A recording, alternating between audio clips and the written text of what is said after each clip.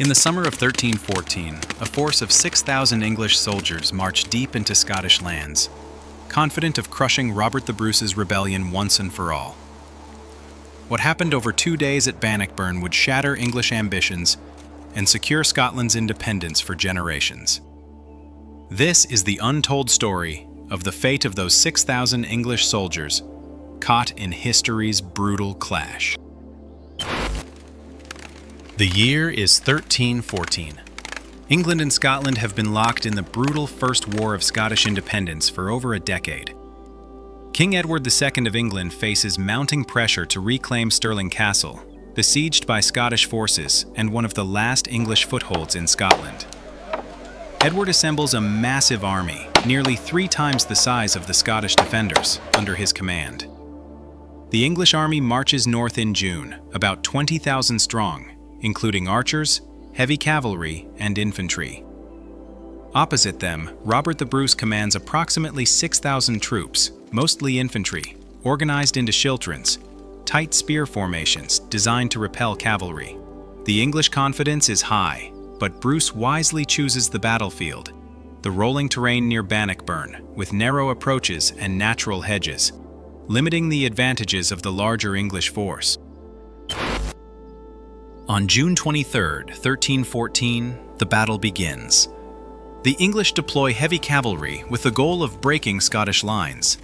However, Bruce's schiltrons hold firm, their long spears thwarting charges and creating an impenetrable wall. A decisive moment comes when Robert the Bruce personally confronts and kills the English noble Henry de Bohun in single combat. This raises Scottish morale and sows doubt among the English ranks. As fighting intensifies, English attempts to flank the Scots fail due to the narrow terrain and well-positioned Scottish archers and infantry. The Scots use pits filled with sharpened stakes and other battlefield traps cleverly dug beforehand to disrupt English cavalry charges. Over 2 days of brutal combat, the exhausted English soldiers suffer heavy casualties. Communication breakdowns and terrain disadvantages lead to disarray in their ranks, culminating in a full Scottish counterattack. English soldiers are overwhelmed, many slaughtered, captured, or forced to flee. Of the English force, approximately 6,000 are caught in the thick of the battle, particularly in the last stands near Bannockburn village. These soldiers face relentless Scottish pressure, with dwindling support or retreat options. Despite their valor, the English suffer devastating losses. Many are killed during the chaotic rout. Others are taken prisoner, including nobility and knights. King Edward II narrowly escapes, his forces routed and morale shattered. The Scots claim a resounding victory. The battle secures Stirling Castle, strengthens Robert the Bruce's kingship, and shifts the power balance in the British Isles for decades. The Battle of Bannockburn is remembered as a defining moment of medieval warfare and Scottish independence.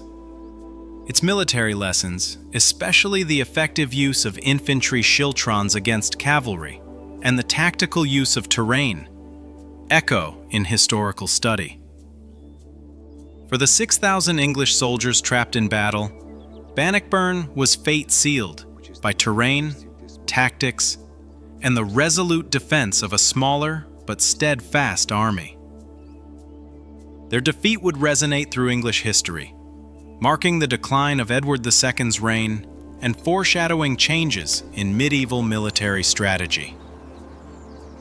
This is the fate and the legacy of Bannockburn's English soldiers, an enduring story of medieval warfare, strategy, and the unforgiving costs of war.